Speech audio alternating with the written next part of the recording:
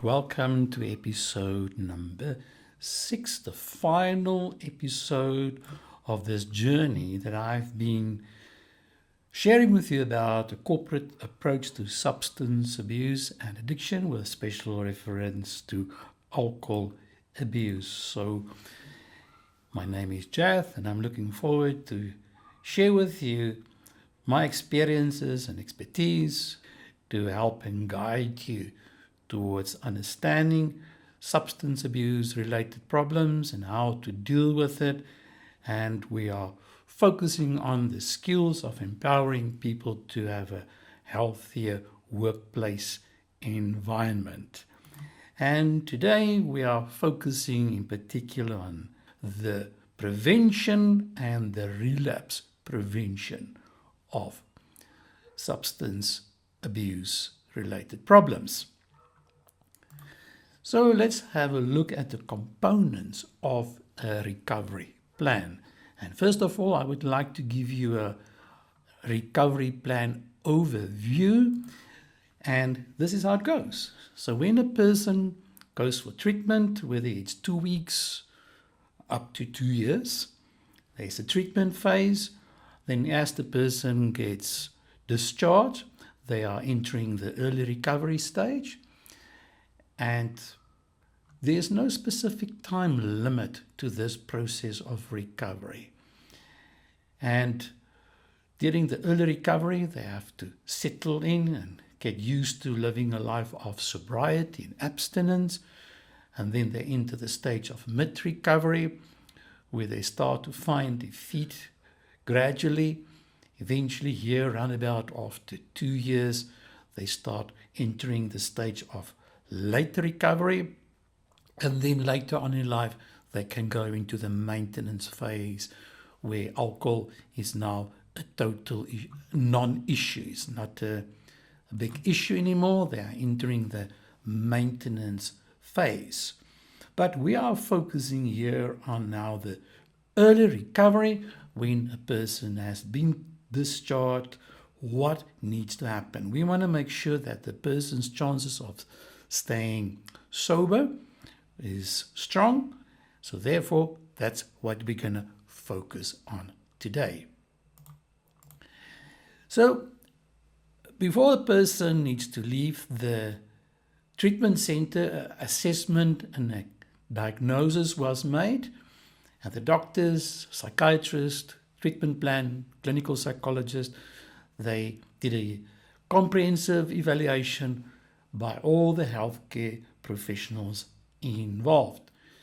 And during this treatment period, they could identify all the different kinds of patterns that exist and all the issues that was addressed, and also to understand the person's medical, psychological, and social history was gathered to get a good understanding of the person's problems and their challenges that they have. Now, based on that, what we do in the treatment facility, we have to set goals alongside with the patient to establish clear, achievable short-term and long-term goals. It's not only what they're going to do immediately when they leave the clinic, but also going forward, the long-term action plan. And that's where we're going to have to collaborate with the patient to create a personalized treatment plan, one that suits them and that will work for them, one that they relate to. So during this process, before they get discharged, there was different therapeutic approaches that we used, like counseling, medication, and the support groups. We get 2 types of support groups that we have in the clinics, like open groups or closed groups in terms of the therapy. And where I work, we work with open groups, and aftercare groups like AA or Narcotics Anonymous, that's also open groups. Closed groups is private, it's very private, and it's only limited to a certain number of people and individuals that's allowed to be part of that group. So in our treatment facility, we make use of the open group setup. Now, here's the person leaving the facility after a period of 2-3 weeks, depending how long the treatment was. Some treatment is only 2 to 3 weeks. Where I work, it's shorter. And if we work in a rehabilitation center, the treatment period can then be longer, like 6 weeks and sometimes up to a year or even longer. But when it comes to medical aids will only pay for 21 days per year. And that's where we find ourselves in. So we have to work very fast and make very sure that when the person leaves, that there's a very effective support system during the early recovery stage for them on the road towards recovery. And we focus on the wheel of life. This is one of the most powerful tools that I have encountered over the years when we look at a treatment plan, a recovery plan. There must be a recovery plan for all of these areas, like the role of the spouse, spiritual care. Spirituality plays a very important role. Health and fitness. Health and fitness is going to do with the medication, your sleep pattern, your eating pattern, your diet that you need to follow. Intellectual development, how they're going to stimulate their brain, their mind, to occupy themselves with meaningful activities. Work and career plans they need to have, and how to integrate into the workplace. A very important plan there with the EAP, counselor and practitioner, the roles that's going to be there clearly defined of how frequently they're going to see the person as soon as they have been discharged from the clinic. Also, the social life of the person, lifestyle changes in terms of friends, was addressed during the treatment period, where the person had to make certain decisions regarding who are the people that they would like to include in their support system. Also, what we do during treatment to help the patient to find self-care activities that will work for them. A plan of action must also be there in place regarding looking well of yourself. Also, hobbies, leisure and recreation activities needs to be identified. When will they practice it? What will be the cost involved? And what value will these activities play in their recovery plan? Then also the role of the family needs to be addressed. Sometimes it's also a broken family, or we refer to it as a dysfunctional family many times, where issues needs to be addressed within the family setup. The fact of the matter is they need the family support, and we need to make sure that the role of the family will be clarified. Also, home life, things at home must change, so the patient will have the opportunity in the clinic to make some plans regarding changes in the work environment. Then also parenting issues, maybe with children if there was a problem, that they have to address that as well in the recovery plan. And then finally also finances, that they have to address any financial challenges, that they have to have a financial plan in place. So you can see it's a comprehensive plan looking at all of these aspects. And now, keeping all of these aspects in mind, regular monitoring and adjustments is so crucial to make an ongoing assessment of the person's progress towards their recovery goals regarding all of these aspects that I've just shared with you.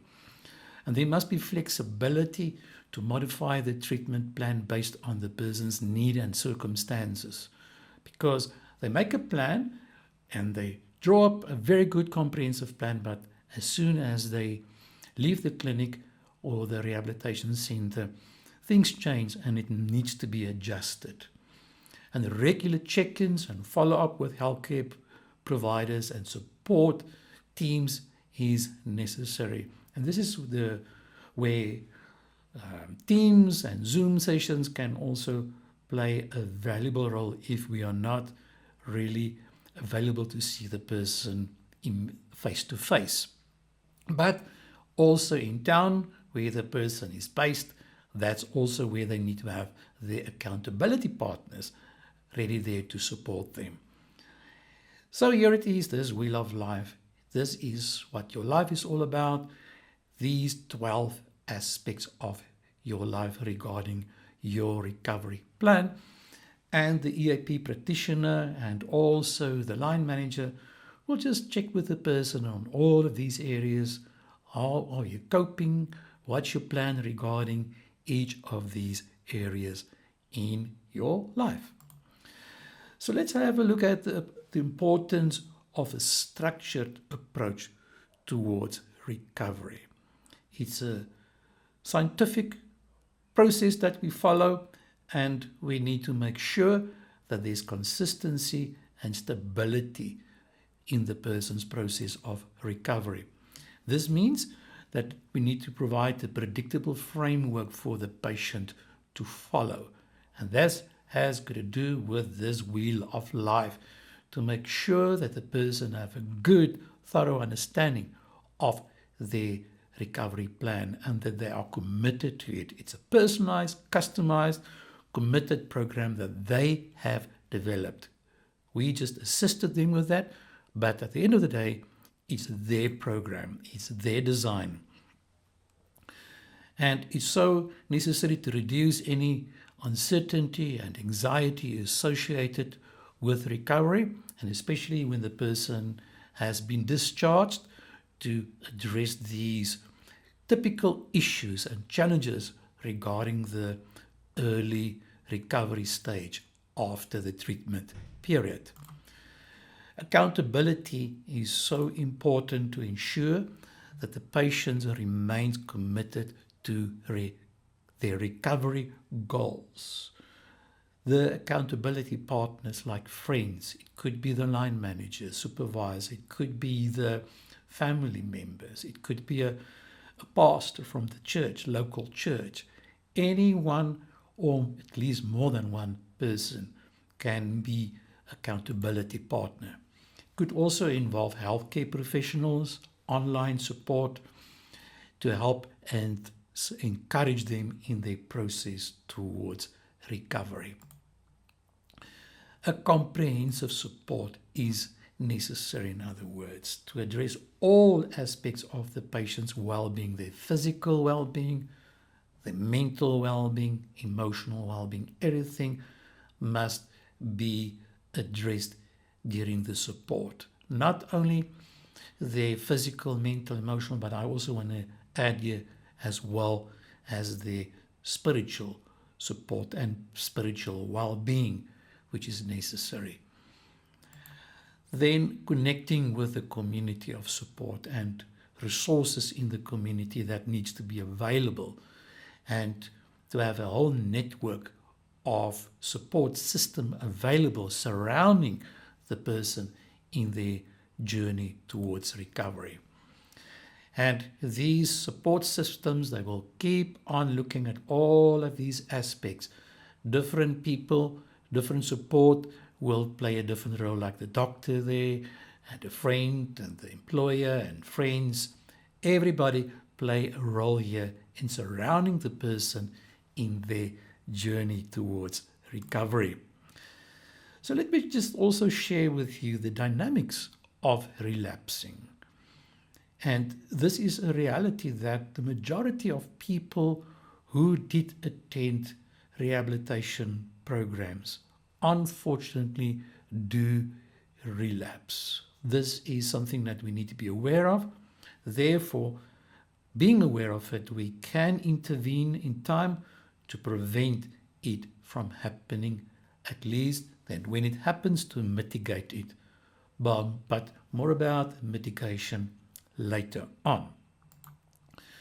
You need to be aware of the relapse warning signs. They start to appear one by one, and gradually, progressively, it starts to snowball until, as the person is going down this hill, gains momentum, and what happens eventually, there is simply no way to stop unless there is a relapse intervention by the support team members.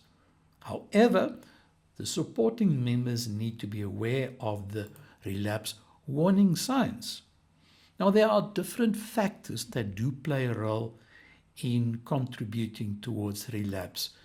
It could be stress and emotional triggers, and during the treatment period, they've been made acutely aware of all of these triggers, these emotional triggers. And they've also learned that when it happens and should the triggers occur, what will be the action plan to deal with these triggers. There could also be environmental and social influence that could play a role, especially if it's a toxic environment where the person returned to other people in the family members, friends, family. They are still abusing alcohol, and then it's just a matter of time, and in such cases often the people start to relapse. Then what makes it even more complicated, if there's co-occurring mental health disorders, certain disorders that the patient also struggle with, like bipolar, and when they go into a hypomanic or manic phase, they could easily start drinking. So those aspects also need to be monitored by the team, and the supporting team needs to be aware and trained and educated about these co-occurring mental health disorders that could play a massive role in their process of relapsing. So keep that in mind when a person starts to relapse, that we address the triggers, the social influences, as well as the mental health condition that these people may be suffering from. Let's have a look at the typical relapse warning signs that our patients have. And by being aware of it, then you can see it in time, and hopefully you will be able then to intervene and help the person effectively. First of all, there are typical behaviors that we need to be aware of, like, once again, there's a change in work performance. Just like the person's work performance declined before admission and treatment, now once again we see there's a decline, there's a slip, and that could be an indicator. However, we always need to look at the warning signs in correlation or in relation with each other, never to just look at one aspect in isolation and therefore just assuming the person is now in the process of relapsing. There's always a co-occurring a bunch or a whole lot of these warning signs that appear. There's also maybe an increase in the person's absenteeism that we pick up, and most probably by this time the person has already started to drink again or use their substance of choice, and they start to isolate themselves from their colleagues. Then we know something is not in order anymore when you look at these three signs as a manager. We are also very concerned about the emotional signs that starts to appear, like the increase of mood swings. We see that happens, irritability, anger, more anxiety, restlessness, become very defensive, and they start losing interest in all activities around them. Then we know something is not okay. Let's continue with the emotional and psychological aspects of relapsing. Well, we see the person starts to crave now, and they start having urges. There's an intense desire to use substances due to brain chemistry changes that starts to happen. And now, as these brain chemistry changes happens, like the dopamine level drops, serotonin level drops, now there's emotional and physical responses to their triggers, and they become more prone to these triggers. These cravings and urges is like a combination of physical and emotional, just an uncontrollable urge that they have for alcohol. And this craving often goes along with the feelings of overwhelmness and hopelessness, and especially with emotional dysregulation when they find difficulties to manage their emotions like stress, their anger, and there's just an increased sense of sadness appearing in their lives. And then the obvious thought in their mind is to turn to substances as their coping mechanism. This has become, over the years, their default settings. And now this is their shortcut towards coping. Another aspect of psychological relapse is when they start to deny and downplay the severity of substance abuse issues. They start to minimize the problem. And then we also see that they start to believe that relapse is a personal failure rather than a part of the recovery process. I want to stand still with this point, that when a person relapses, it's part of a recovery. When a person slips, we help them to get up again. They learn from their mistakes, we review it, and we regard it as a process of recovery, and not to see it as a personal failure when a person starts to drink again. It's something that is part of the recovery process. And when we show the person the bigger picture like this, it will give the person some hope to get up and let's start working on your recovery process once again. Also, they start to isolate themselves from other people, their friends, their colleagues, and they start to withdraw increasingly more, and their social support they start to avoid. And what happens? Then they start feeling alone, disconnected once again, and that will then increase the risk of relapsing once again. They have now lost their sense of motivation. There's a decreased commitment to their recovery goals. Their life is now increasingly going more into turmoil and chaos. They start feeling hopeless and being overwhelmed by the recovery process.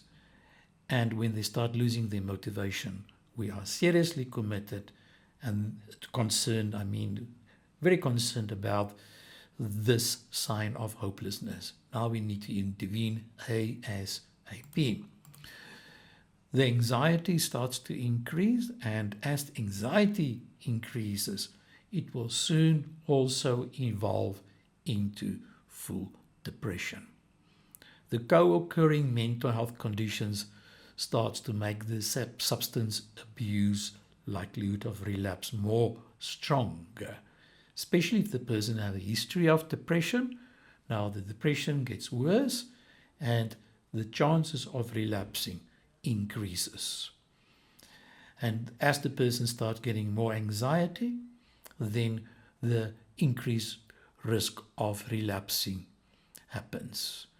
And that anxiety is many times disguised by anger, many times disguised by irritability. But underneath, it's actually anxiety that we need to identify and help the person to become aware of this emotion that they experience.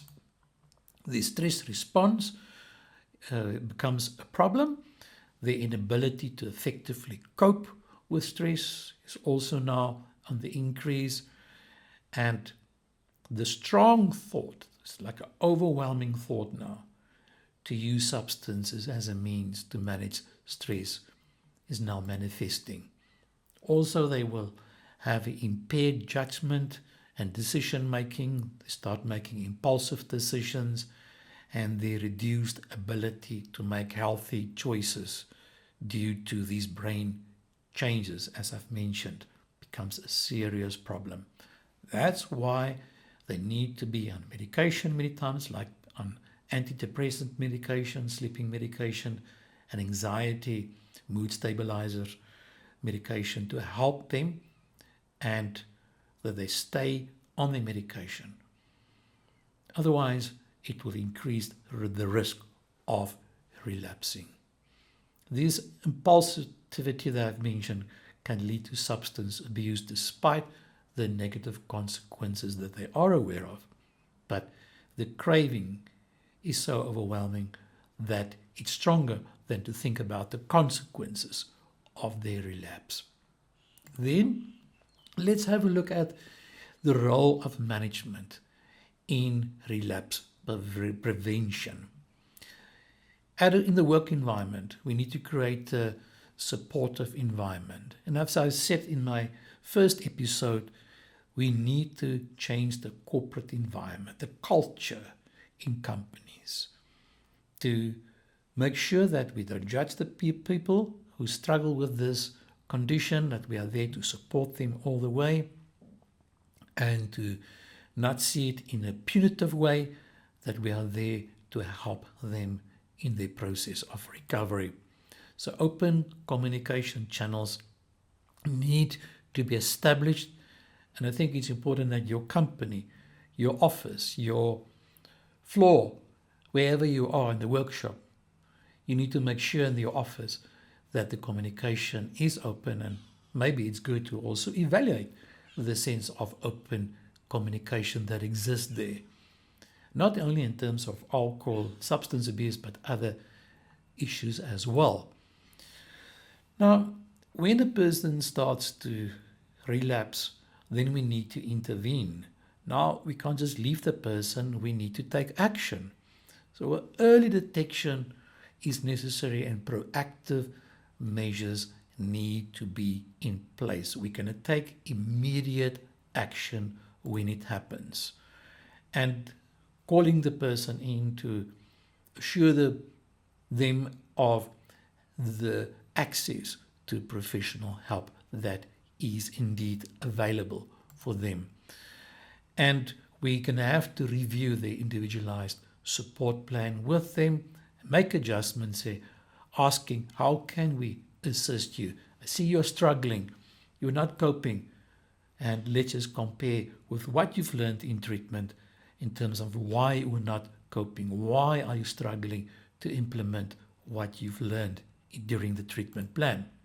And then we review once again the areas of the person's life where they struggle the most, which areas perhaps they struggle the most. Maybe they have issues with their spouse, maybe they have financial issues, maybe there's issues with their children, domestic problems, work-related issues. We have to identify these issues, these contributing factors now playing a role during the process of relapsing, that we have to close the gaps in these areas where the person is now suffering.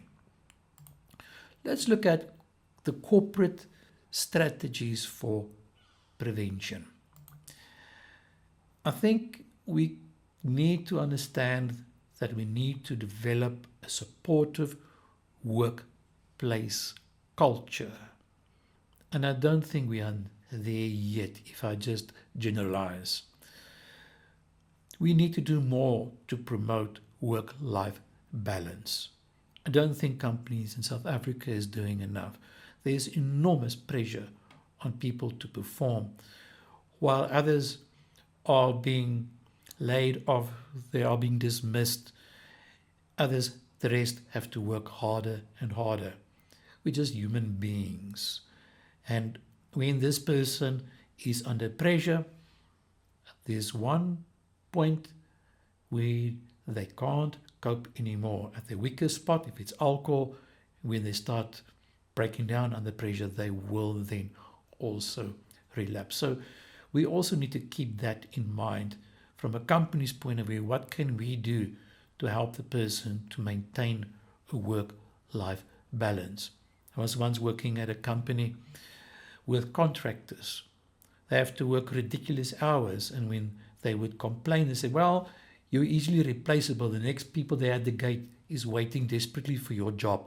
So you've got a choice. That kind of attitude that we often see when it comes to, especially to contract workers, is very concerning.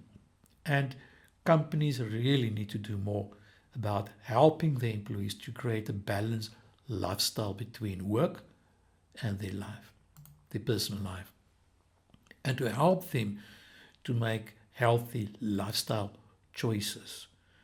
If you talk about 24 hours, well, 8 hours you sleep and 8 hours at least you work, and the rest of the 8 hours traveling to and from work and family time, me time, hobbies, relaxation. So a lot of time we spend at work. Therefore, I believe companies can play a significant role in helping their employees to maintain a healthy work-life balance. Besides, at the end of the day, the company will score and benefit if they see it's a happily committed, loyal employee, healthy employee, therefore being more productive. It's also necessary to make sure that your company has got good policies and procedures in place, and in particular, a very clear substance abuse policy in place, and to review it to make sure that it's friendly, it's helpful, it's kind, it's supportive, it's there to help the employee. Yes, there will be consequences if the person keeps on relapsing. We've seen cases where a person eventually is medically unfit to work anymore due to the chronic abuse of alcohol. Yes, there are consequences. We know it. But in order to prevent that, let's have good policies in place to help people, to support them wherever possible, but even to evaluate the effectiveness of the company's substance abuse program from a human resource point of view, and to make the necessary recommendation to improve it. And also regular training and awareness programs is so necessary, where the EAP play a massive role in helping the company and helping the employees of the company to have a good mental state, to be actively, mindfully present when they do their work, and not to be hampered by alcohol abuse.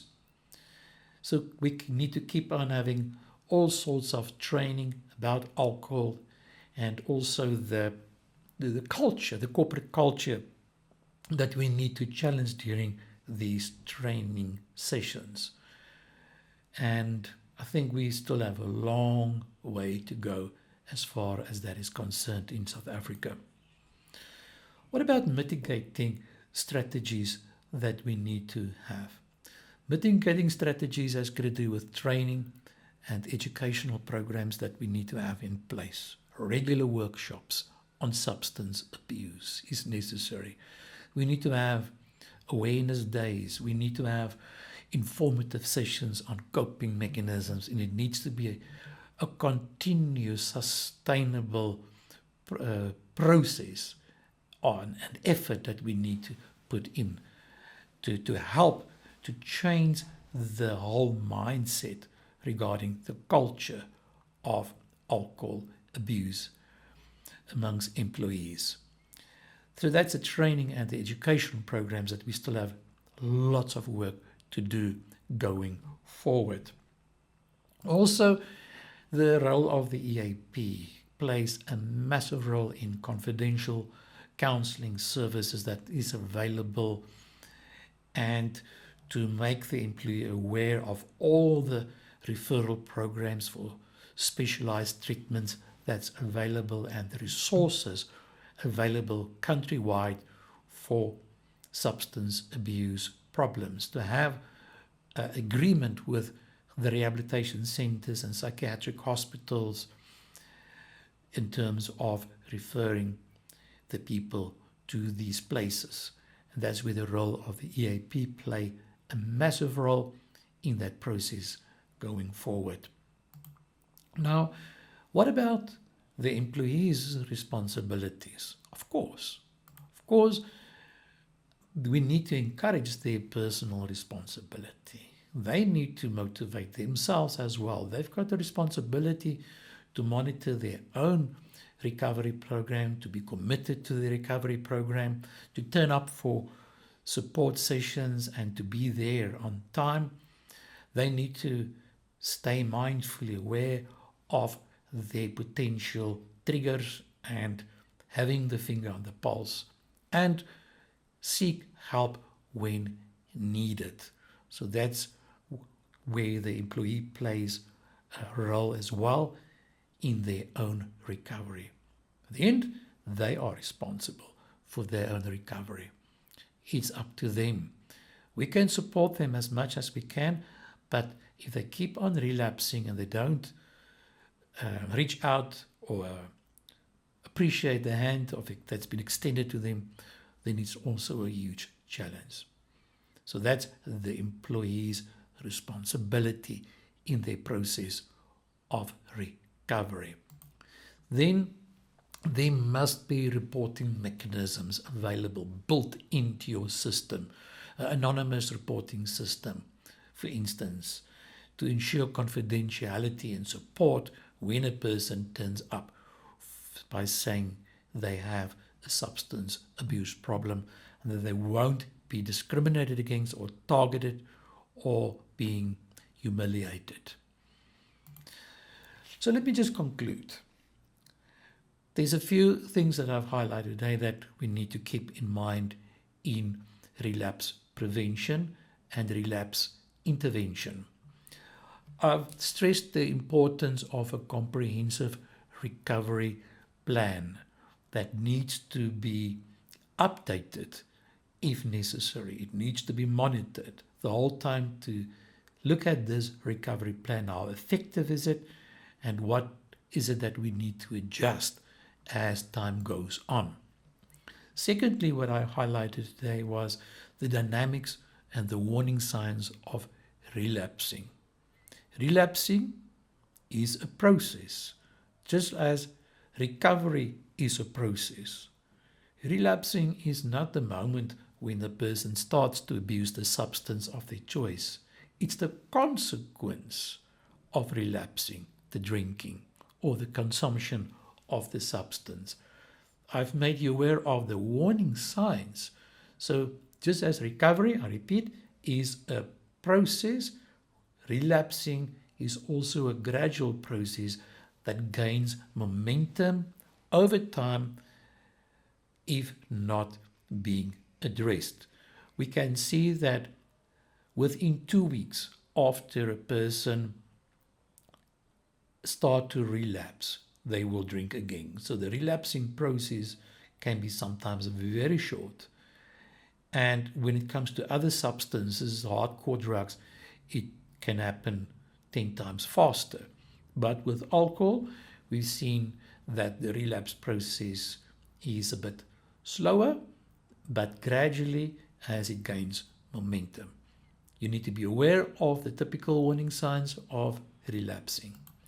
Thirdly, the company needs to have effective strategies for prevention in place. Having that in place, then we can help our employees far more effectively. And fourthly, the importance of ongoing vigilance and support cannot be underestimated. We need to be there for them. The aftercare is critically important in this process of recovery. To therefore support, without support, it's not going to happen. They're not going to be able to really recover without the necessary support around them. Then, what I want to say today in conclusion, What I've shared with you so far, I've got 3 books that I have written. It's workbooks. It's all about recovery.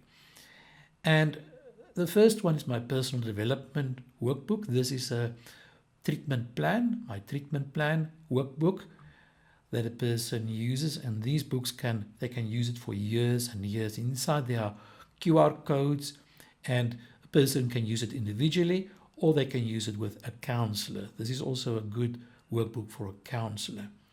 Also very popular is the wellness journal that patients can use in their journey of recovery. They record then their journey of recovery.